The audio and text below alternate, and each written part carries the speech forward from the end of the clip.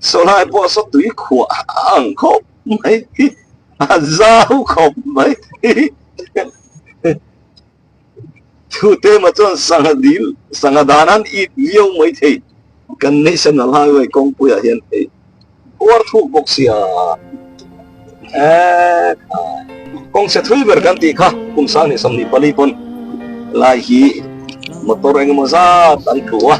voi in hi zun ni som ni pasari sang ni le som ni panga zirtop ni ania nimin ni som ni paruk ni nga ni khan Mizoram chang lak na Kawnpui kan nei chun Sairang le Kawnpui in kar Kawnpui chhe lutuk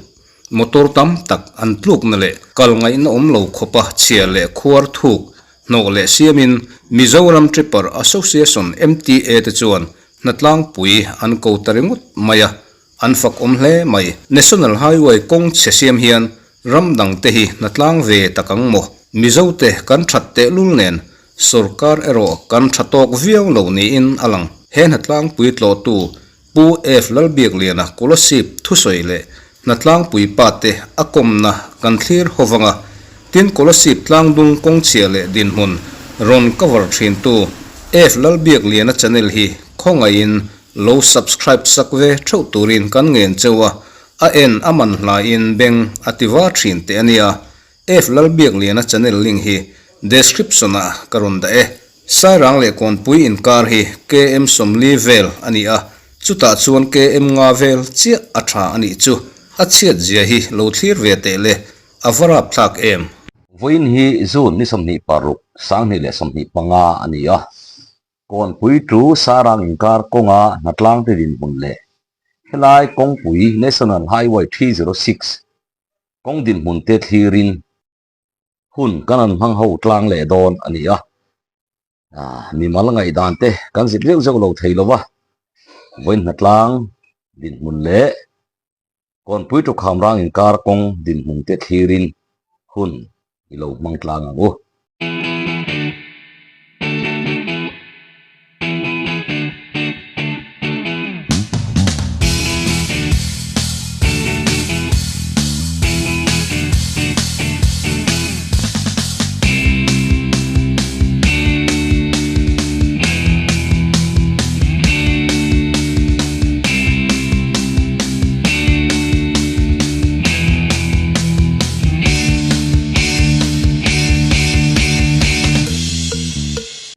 Pori sahi kama hi pusi lian puga Vice President Sabhet ko tardo ile ko si Oma ani hi zona hanzo ta ila hei pukung wenian Sabhet ko tardo ile yan helai kong chhe siam thei tu hian acting nge ma ilang dan te min thing thei theye hei Tripper Association te na thanem ngai taka helai kong chian han ve hi lo mom kan tia ani min zan khan emergency meeting ang reng deuh te pawh kan in ko chop chung chung ani chuan kan thurel dana chuan hei voin ni hi hnatlâng nei tai la tin helai a kan group te pawh han silila tin Kawnpui helai an siam nai vaya branch te pawh thanem ngai turin han sil ila kan tia hei voin ni hi avoi khatna tan hnatlâng te pawh in ko veila kan tia taung branch le helai group oi thang pa group pom chung mi teng te pawh hian ma kan han la chawa mai ro chu choble chil deu leka hata hi kan tam thei lo ani taung branch satang pawh hian som ni bor vel ba kan ni thei mel lova tina group lampang heng za chiang e ani pawh hi chu tiang bor vel chu ani kan ring tin abul nai kong bul naya branch so hia tu na hian cho khamrang te satiang te pawh son loin rang ring ang sang nge thok don siat ani lo ani chu vai voin bak lak uk lam ten naklan longai se phok chuak thazol thei ni ring kha chu abo ruak a zirzel ani mela wai mei chikan del dul deu le ka amai ro che lai kan vei ve ni avoi tun hnatlâng chin hi ke ni chuan kan ti ve thei tok tura han ngai photila next thing te pawh abo ruak a zir ro chuan committee langai tu le chi te pawh ani mai thei alo alo dang dei ti hian ne so la ai kong sia lo on ta NGO ang te pon natlang tamu pu mai de state danga hian heng ne so dang hai wai kong sia ba NGO mo reng chung mo natlang te nom ve ngai ne tiar soi hi kan se kha dang reng khop mai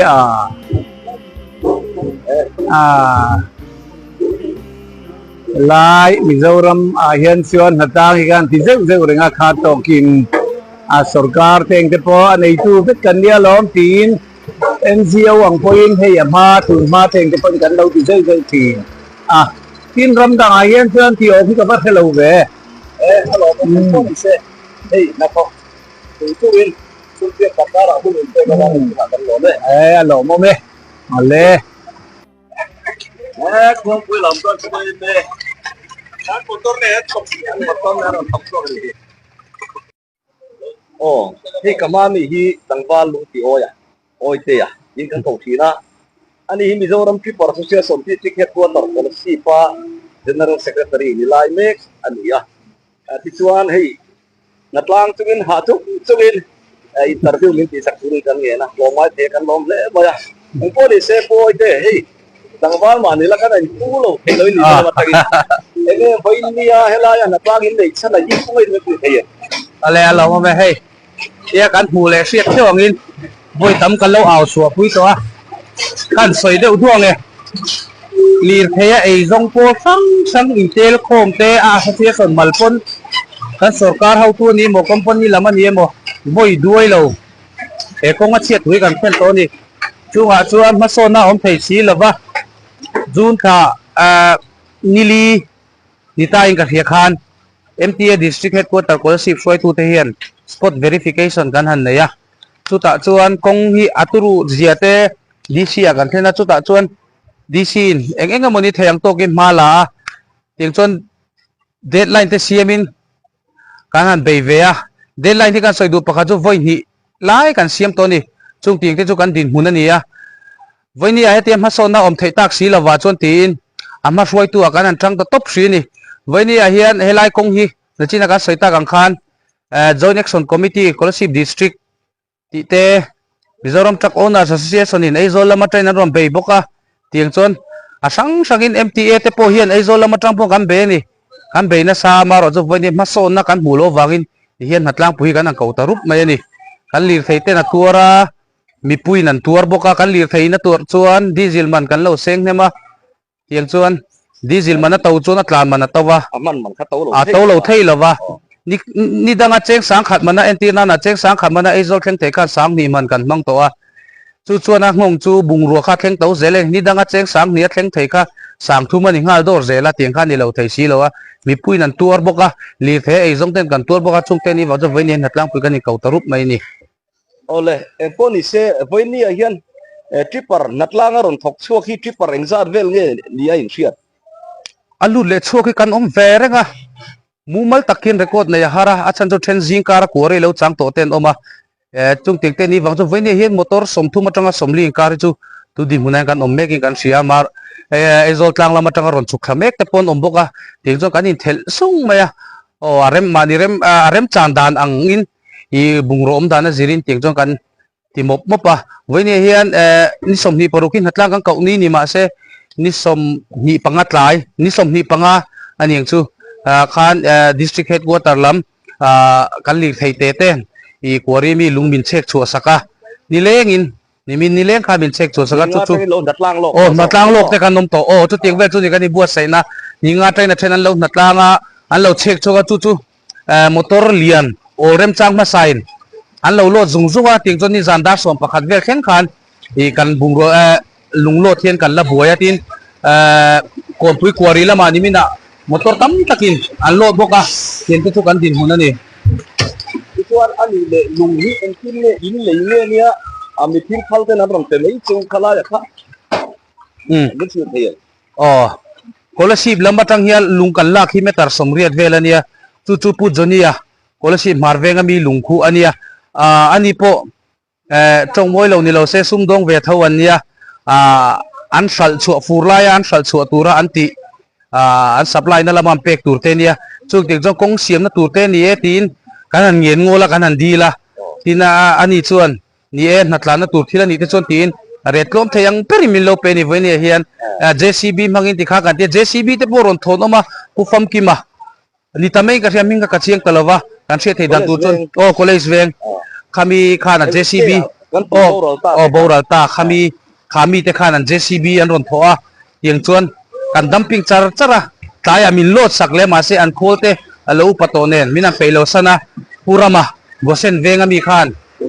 JCB ron tho chua pui le ting chon natlang ri ru pum pin ni mina do kan che ni chon Kawnpui lama pu govin setria ani hian arora her aite I voini hen kong siam nan lung hi min leitir to pa mi man aya to min natlang ri ru pui na te chu mai du tok loin a motor hian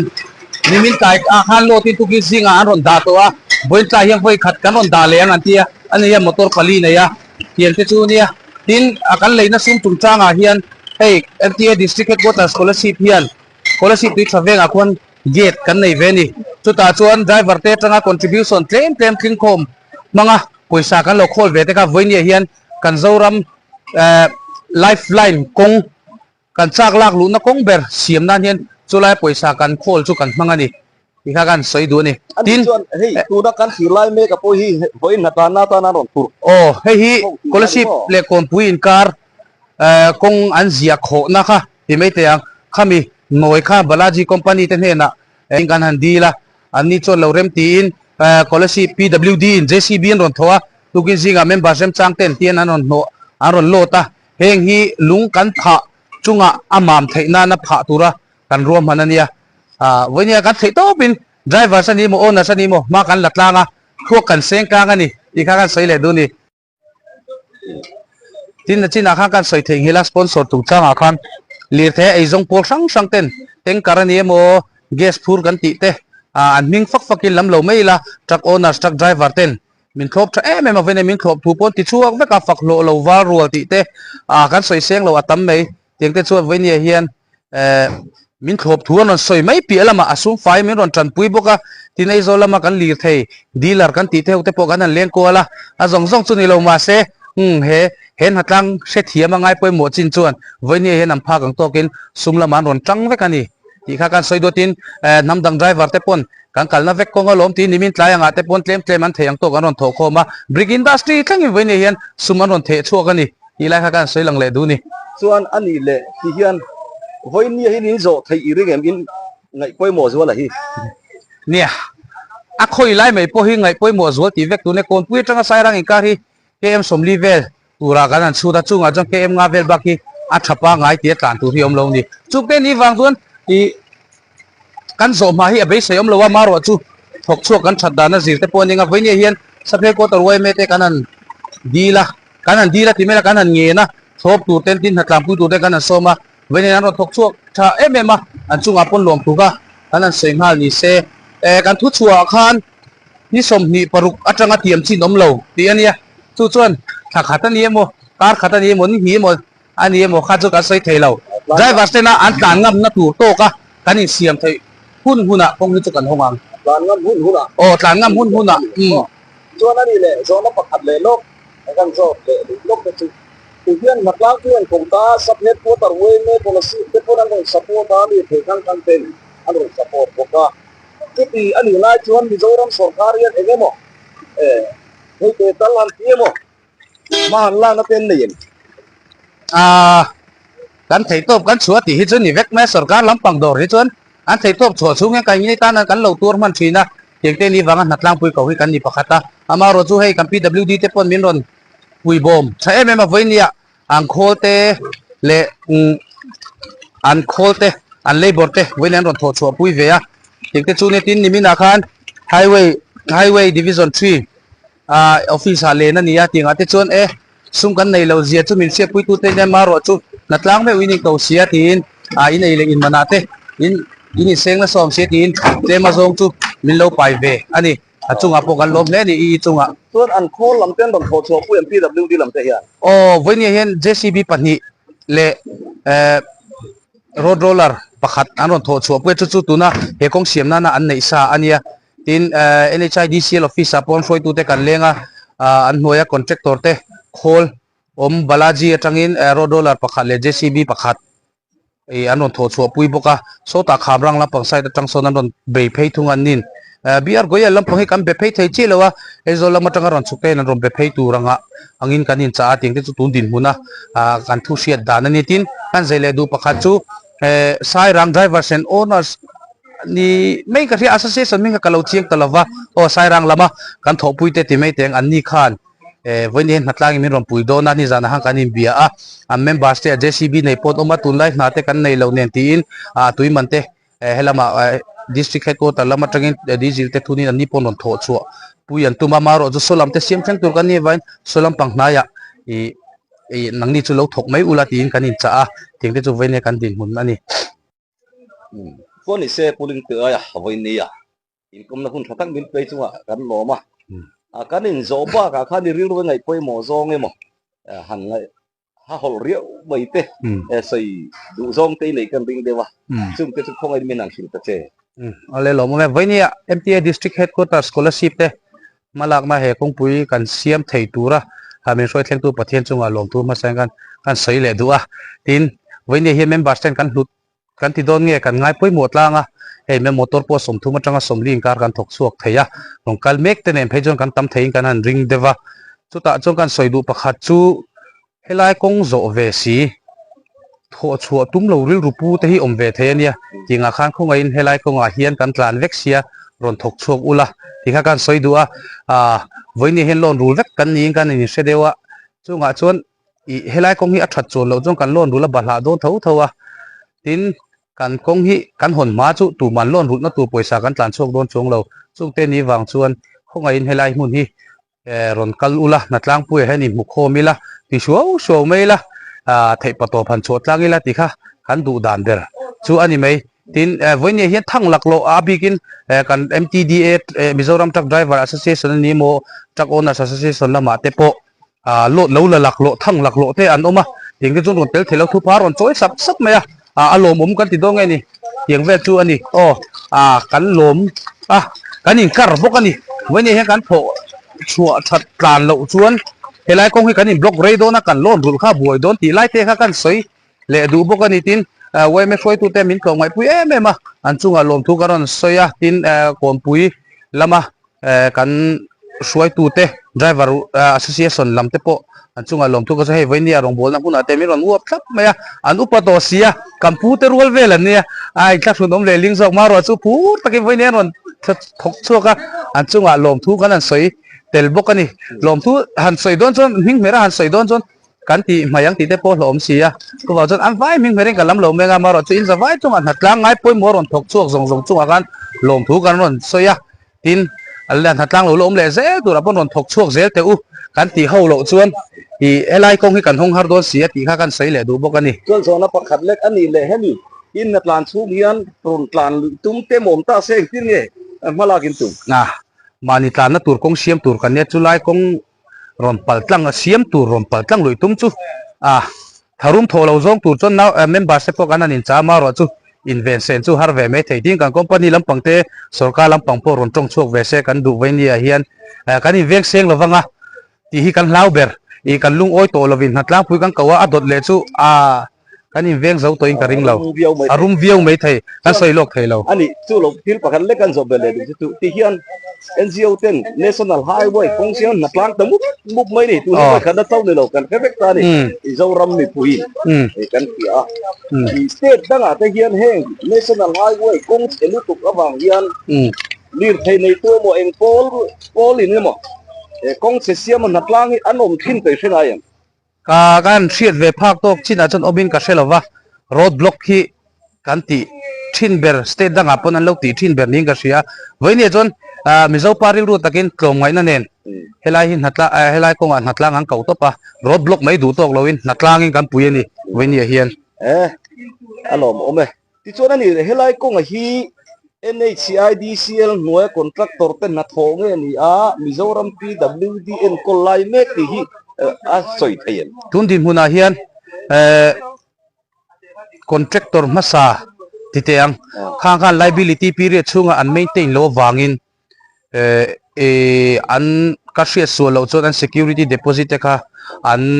surrender ning kan sia chumi mangvel chuan eng tin ti monin pot khom Mizoram PWD hian enkol ne si lova ti top mai teng sang sona tha si lova chung te ni wangja voini helai har satna to khi kan nia tin kan an siat le dana chuan pothole feeling an ti hemi kongkhuar no marzo hi chuan NHIDCL kutalu tur a India an nia voini thleng hian chuan laman la siaman la theilo wanga tundin hun hi thleng kan nia tin malatu ni an hre ve ve NHIDCL ani mo Mizoram sarkar hian ani chuan a bawr ruak deuh bera chuan tuna hian helai NHIDCL in anlak theina ta na Mizoram sarkar hnatlangin kan pui ni deuh ber mai om ve ani thei na chen te po oba a buai thlak per chu NHIDCL hi ani kan siatin kan sarkar po tlemin amu thlurei dewe mo ti te chu ril ruwa chuan an oma voini hian kan soidu le pakhat chu tu ma inti mual phau kan tum lova tu ma inti ril runat kan du lova kan tum ber chu kong thanai black top po kan be sei lo kong tha kong mar pa ngai in el bob bob lo kha kan du ni tin na chin ha kan soi mai voini hian hetien lir the ei zong te driver an ni mo owner san ni mo ten helai kong hi hnatlangin thanem ngai nai kan che chu kan nia kan du ber chu tu eng political party ma hian advantage aron la lo se ti lai hi kan dua kan aw la ber ponia min rom pui duan ron thok chok du ni chu mizo paril ru takin min rom pui mai se khalaya chu ti khati ang zonga han ti laya kha voini chu na rem chi lo dewani kan du ber chu helai kong hi tlan nuam in el na lo ni se chu kan du ber ani voini alom ome chuan hei tuna kan kheve ka mar sang ni som ni le panga scholarship chu Kawnpui ti te enge virkhot thir chu wareng te ti te balaji te biar goel kan thoka hol changkang ren kan be se na ka sang em len maya ma sei zun kha lo nian kong siam tharapo hi 70% chu chele ta mai hi ani bok sia hi enge chan nei phiat a technical term zong chuan kan soi thiam ve lawanga kaini mi thiam pui pui an tama maro chu hai hi chu he ta hun ma sakal ta tanga information kan hu dana hun ma sakal ta atanga thil dik lo chho na salu tuk to hi ni bering ka sia kai ma chuan kami mal ngai dana nia voile khata siam that thei ni to silo a zo tu kan punga ni tin trak zan hi zathum rualin an shuta systematic lo nge a technical term no ka soi thiam lo maro chu he ta tanga thil dik to lo ka voini he kan tur mek ning ka sia alo mo ma en ko ni se voini a hun chep takara voi chungin income na hun tha min pe chunga kan no le ale se pokalo me ole voini a hei ai zol lama tangin congress lampanga dir thei lama mo pur tu puai tu chairman hona lo ta ene voini he lai ron ti ron kalveri ko min tu deyan ni hei voini kan lo lan ve ngot na chan hi thil dang va kan omlem lova political party advantage lak tum anga bo ruwa khan siam ati tum po kan ni khan lova kum sang ni le pasari kum chho to tang khan Mizoram driver te har sat tak mai mani kut ke po din ngai na khelo te ta na sul lo sut pui tu ra tan hian congress party hian ama hnuai party hnuai se hian a department pakhat hi a siam ve chu zo voi ni thleng hian chu tiang ang chu kan la kal pui dana ni helai hi tun din huna hian kong a chhe ma ti para association in kan siam do ne antia party ai o a ron kala ron hnatlangve po kan ni chi alawani ani na taka chuan kan driver puite har satna le mang an na an to hian enge an din hun khachiang tur le an ma ni pui tur hian ke kan pen chuak ve thina chung te ne wang chuan voin ni apo hian hetiang ang hian helaya kan driver puiten har satna le mang an na men lo kong chia ta wangan tok ta hi kan tor pui rom kan ti chu wanga helai lo thleng thla te po kan ni boke lom om mai intero pui le mai chunga lom tu kan soi ke ni po le kan lom no tu ke ole hi helai muna hian rongan lo bol mu maya driver ho hian la hian hei ni zana tagin rongan bol to ti chuan ani mina tagin hi he Kawnpui lama kan ho tu pa pu zo mate pon lo hnatlanga ani hi ti hian rongan lo bola nilegin ni zan lama tagin zan khon an bei to boka ti hian he patok chen ma an la chho me ka ri lo re patu leader hey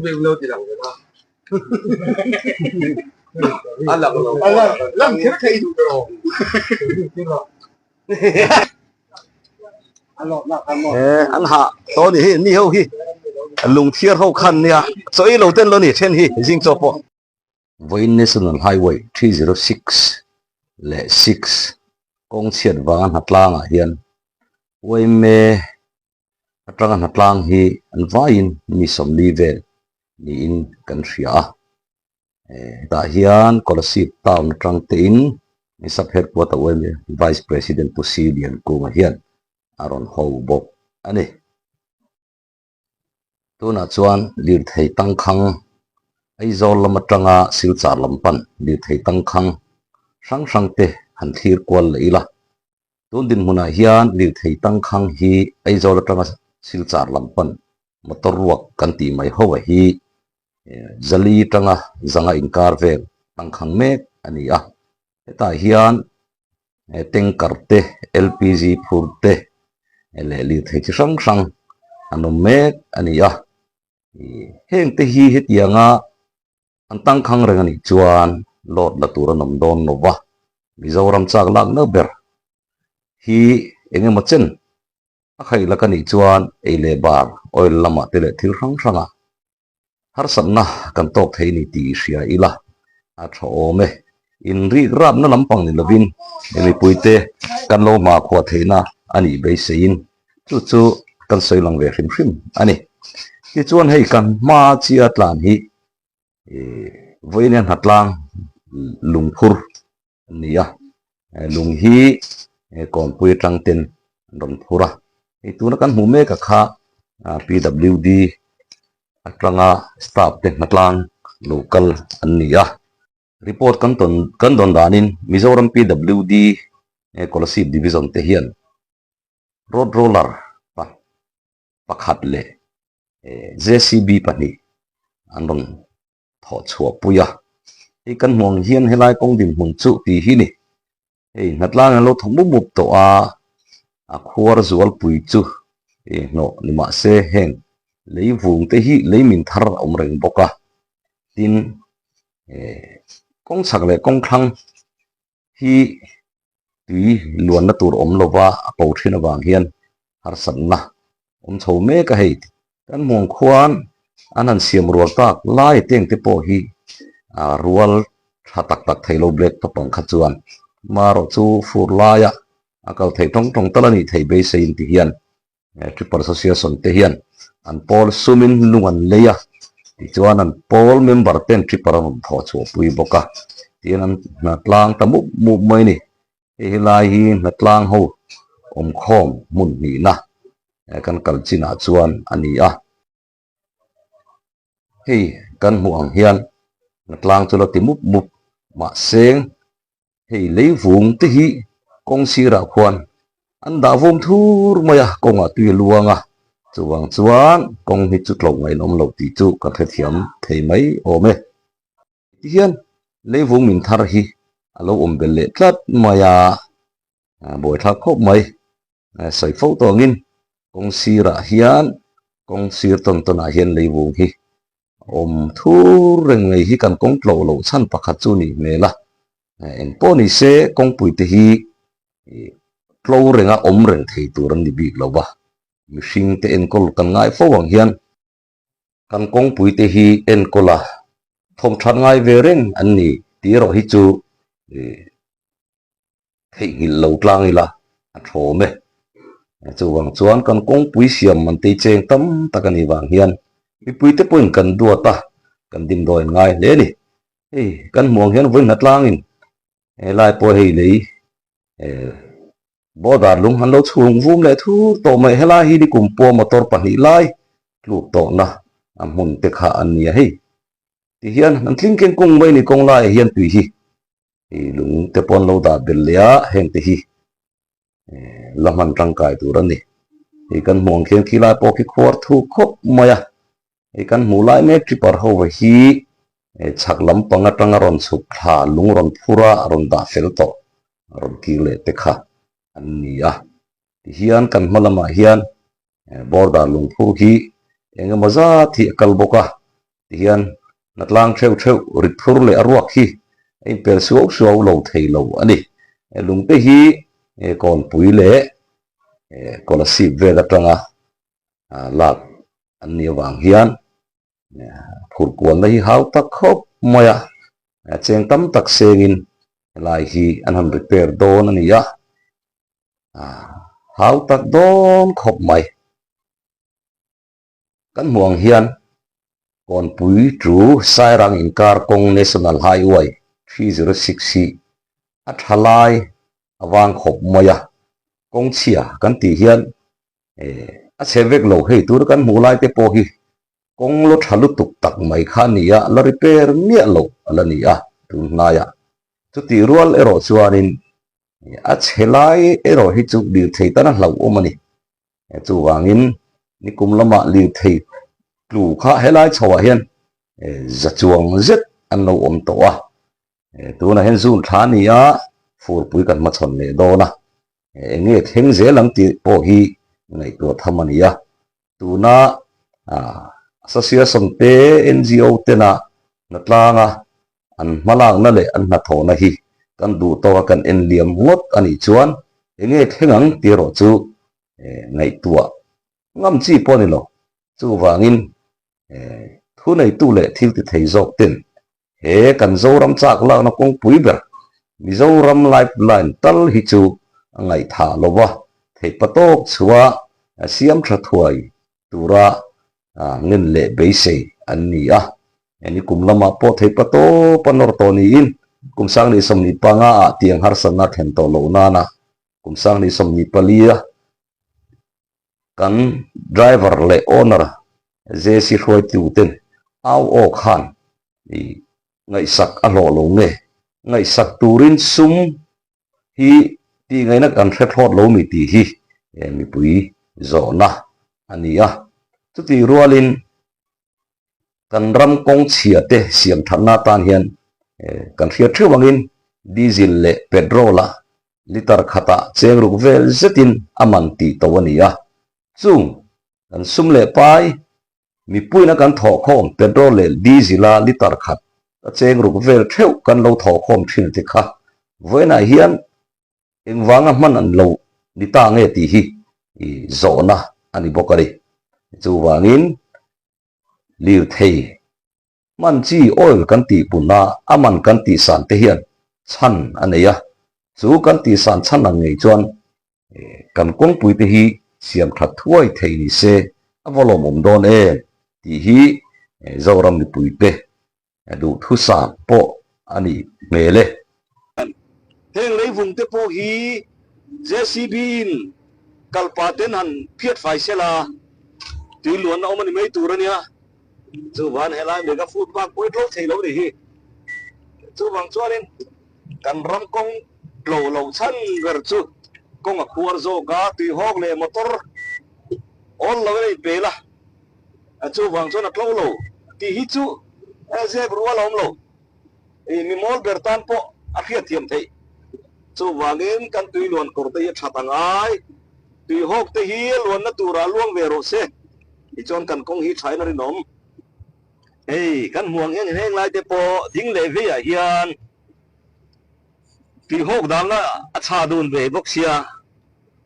chu wang chuan kong lai a tui luang lo thei lo ni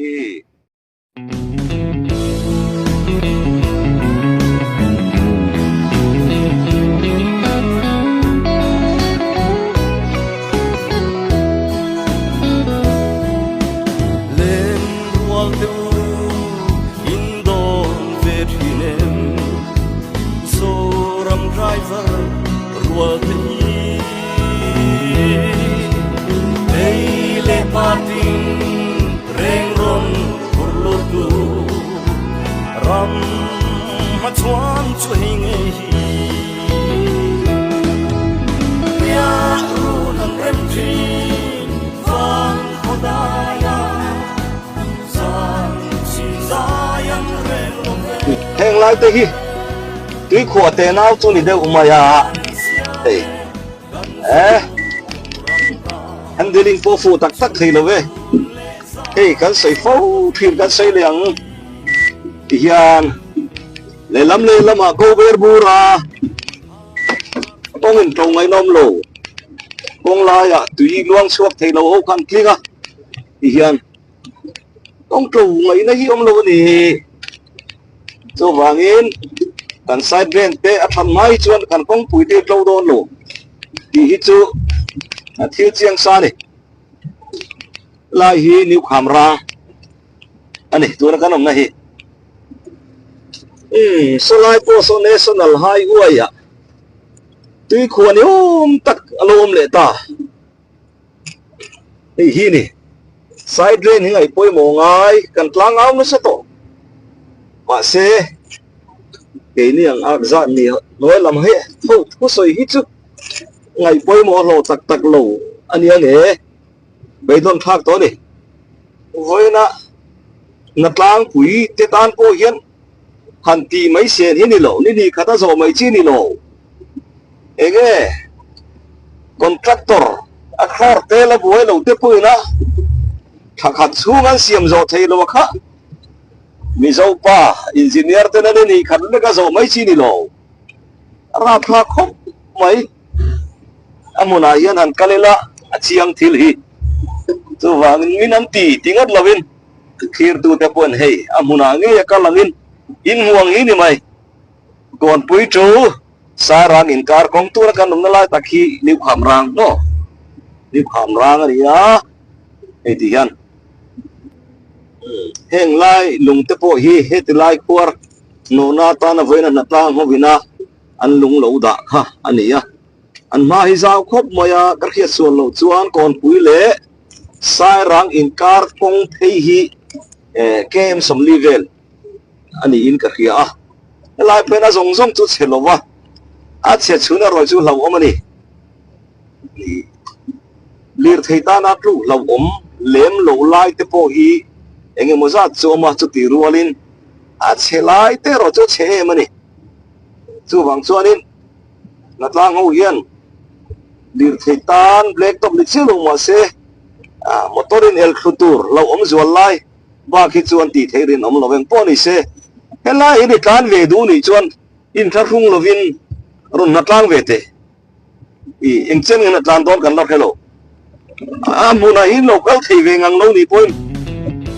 sum le pai mang te pon tui sik man tur tal te ron tho ve te helai tlan ve du thin ni chuan kan ngen sak tiang ti hian national highway ya tui kho ang deu hi repair an tum na niom takan an lai khor te repair le to si lo wa chu chuan tuian lu tan ne ma a sia ni mai khâu tiat ani lai hian kan kong hi khâu tiat a sia thian repair ila i atlo de bang kher tiat ani kher kan na thi ni ha tha helai poi na tang thok chok te an ni lo ti map mai ni tu ri ma mo an ha to ko pang he te le ti hian a sarkar me poina asiam that thei lo ania helai Kawnpui le khamrang in kar hi Mizoram PWDN kol lai kha ania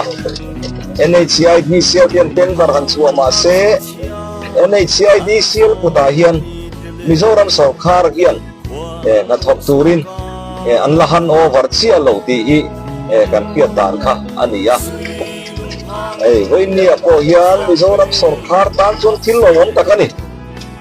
ti hian ka be ka YMN li thei en ko tu no driver le owner te na tang mut tamai ni hi India Ram State danga hian hnatlâng mupa national highway siam anong ven ke chor bala pelowa buena on palan lau dian SDPO te pon plan police tam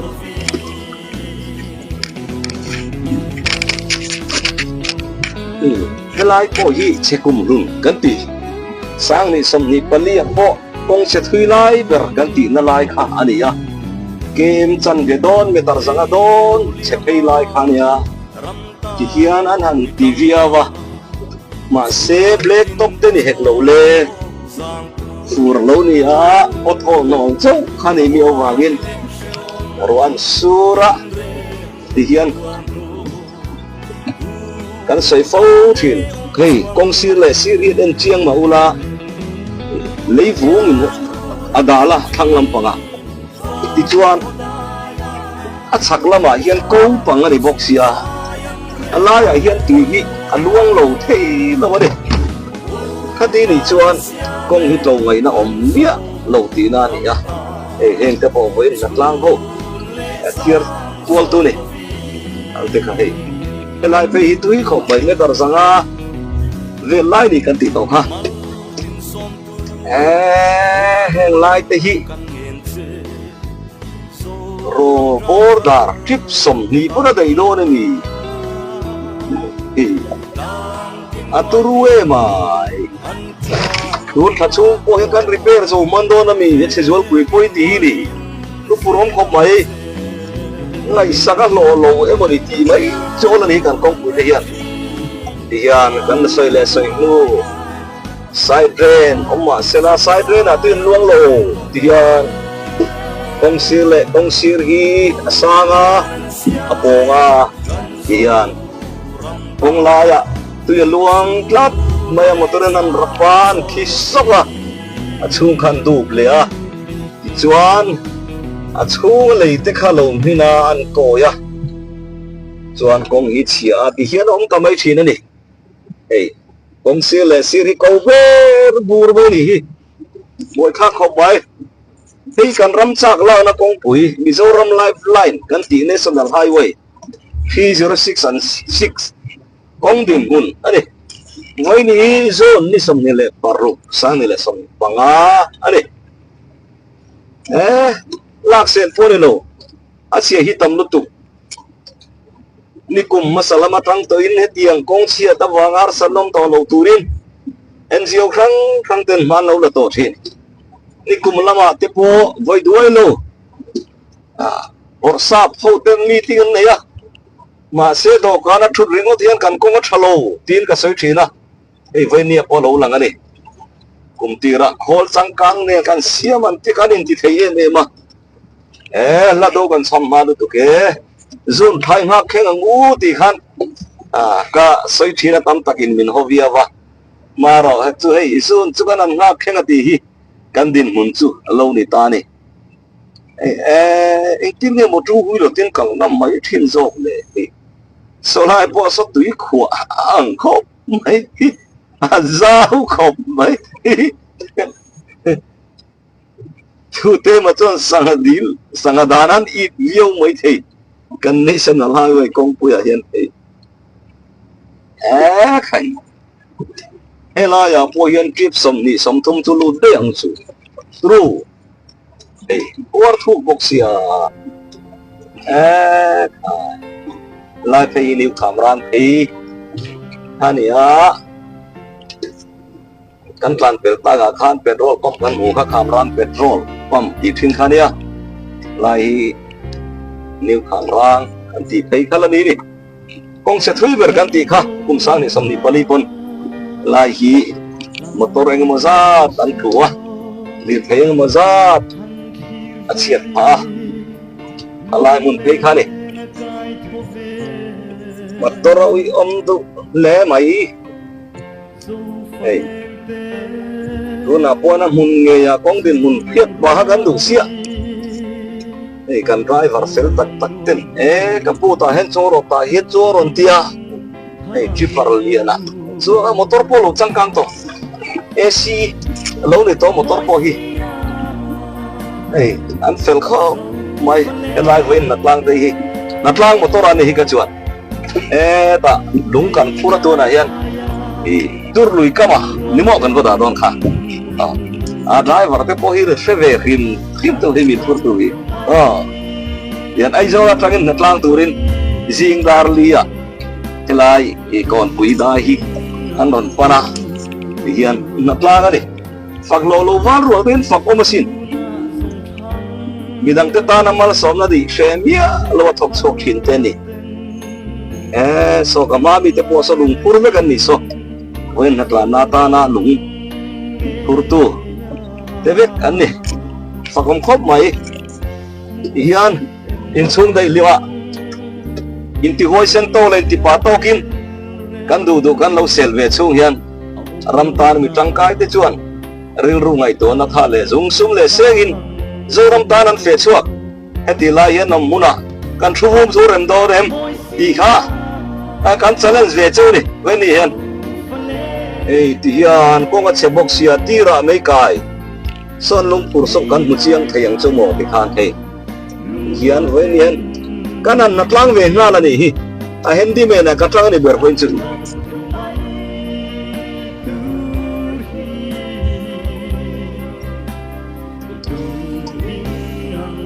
ni thei tang khang po thui to khop mai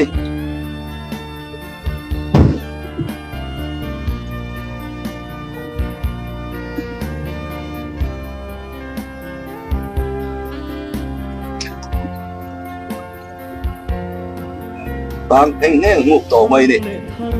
information kharai viu na chuin then khati an mang hil nge ni na ron plan tho maya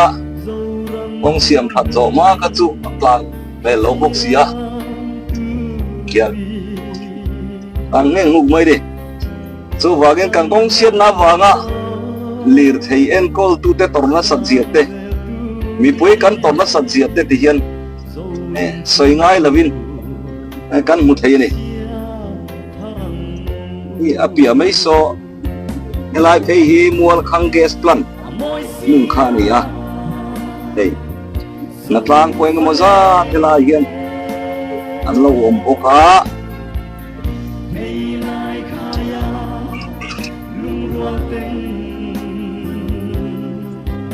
tam khop mai đi thầy đi để tăng kháng pui tam khop mai đây à trên hết trường hnatlangpui motor tên này thì bảo rồi chứ mà hnatlangpui đâu po à sao mà vai anh hnatlangpui đi rồi vậy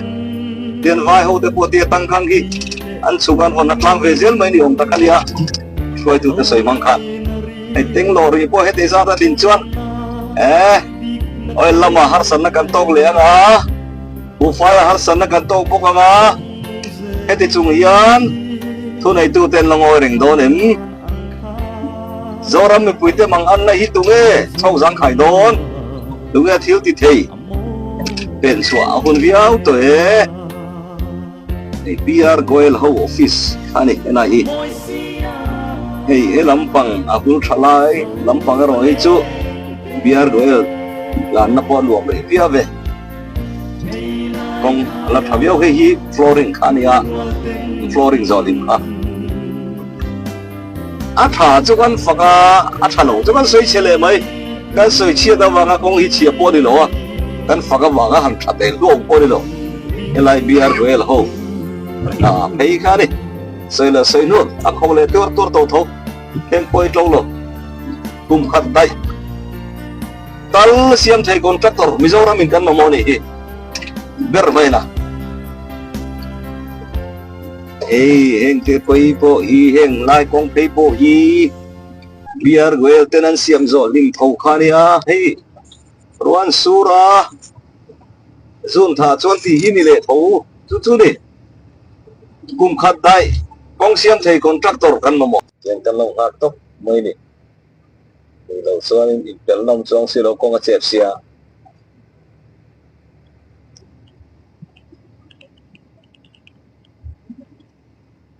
le lam hi ana zo thei si lo wa sai te bo hi for pui an theng sera nge kan ana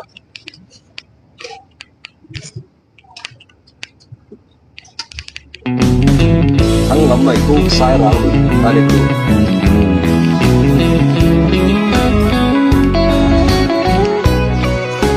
cái cô ý với nó chuồn thầm luôn ta cái này hay xí bên đó để mẹ không mày tương là phát mày ấy này cả trăm trang là nó không quy định muốn chứ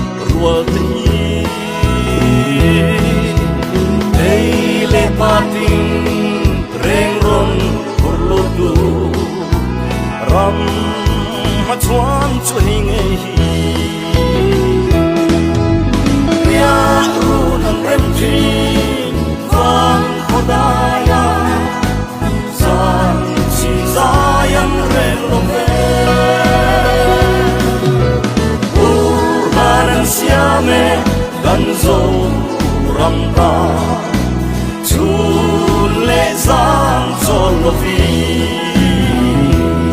bang ta tlat mai helai hi ôi thằng bia ôi à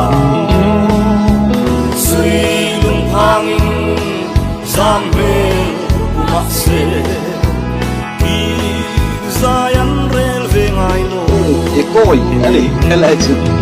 cô chắc không phải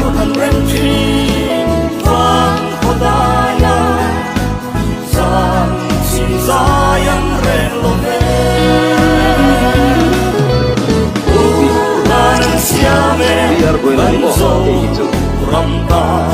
nghe thế là cái biar gue lagi thì lệ ta thôi thì thằng lâu về lên cái gì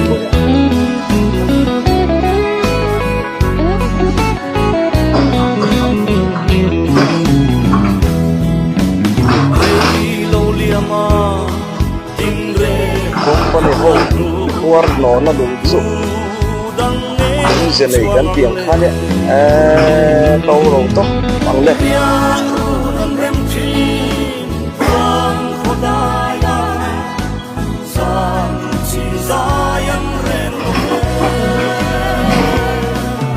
hey hnatlangpui motor so kan mo so la ya son company nghe excavator kong kuar lâu đó kong siam tor hnatlangpui motor po adang thap mai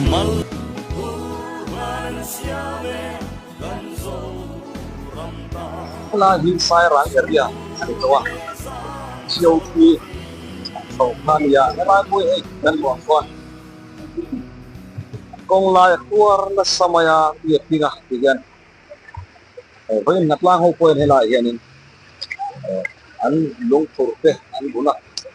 la hi Sairang lam aizol district a kong so lai garbi ani tane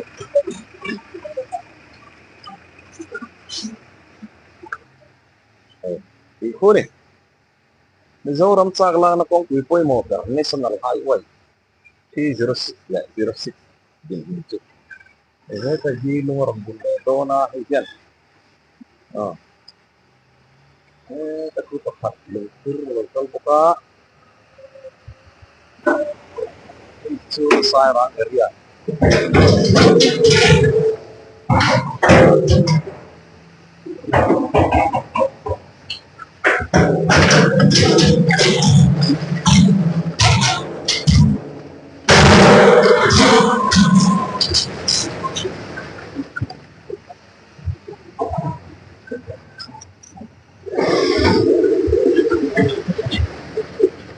Aizol district